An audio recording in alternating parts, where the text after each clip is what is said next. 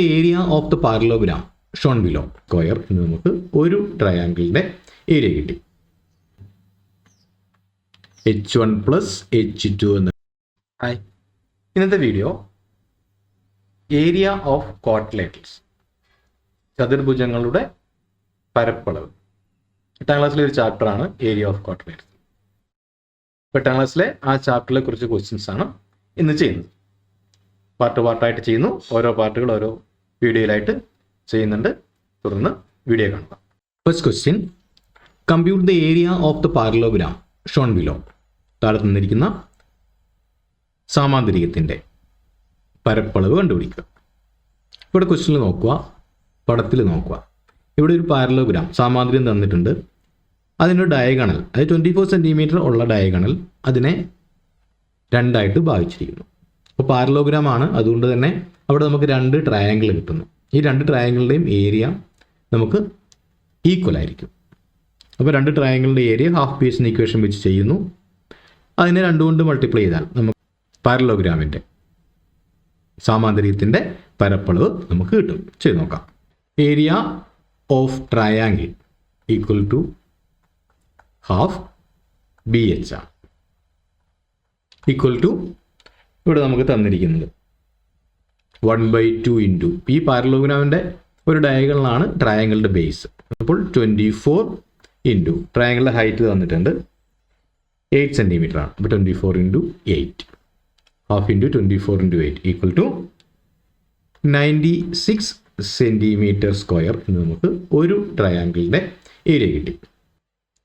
അപ്പോൾ ഇവിടെ area of parallelogram equal to 2 into area of triangle ആണ്. ഈക്വൽ ടു 2 ഇൻറ്റു നമുക്ക് ട്രയാങ്കിളിൻ്റെ ഏരിയ കിട്ടി 96 സെൻറ്റിമീറ്റർ ആണ്. 2 into 96 equal to 192 centimetre square.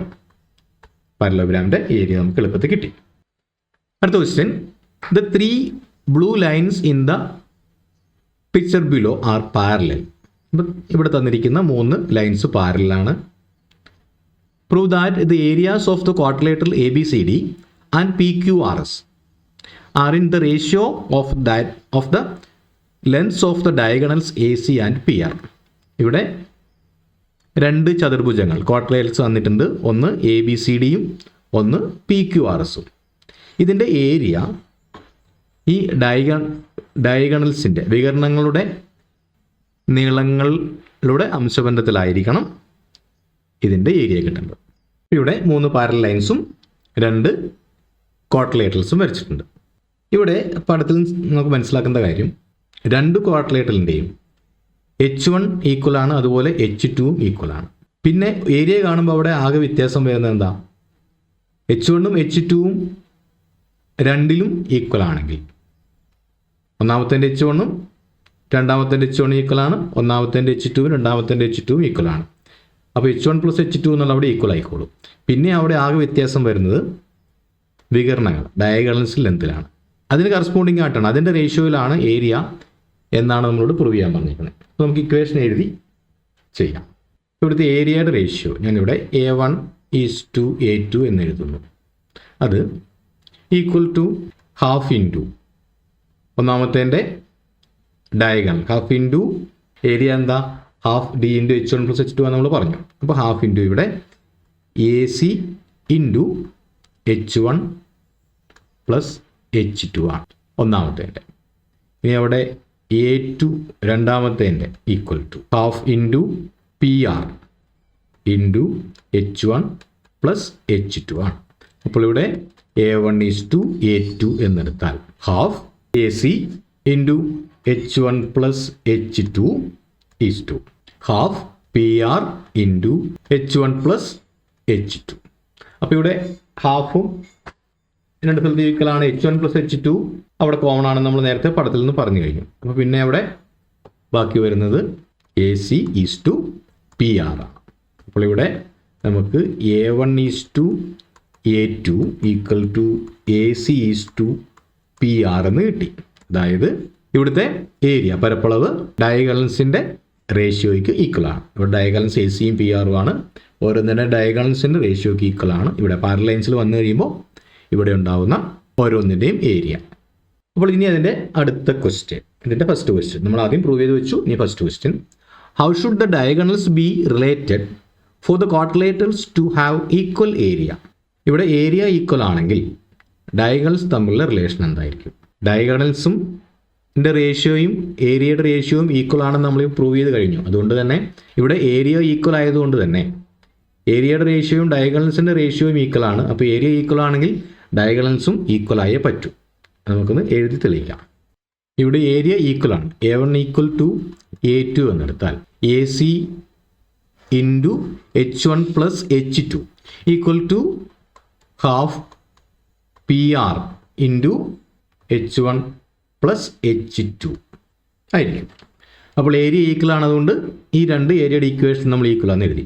ഇനി half into H1 plus H2 രണ്ട് സ്ഥലത്തും അത് ഒരേപോലെയാണ്.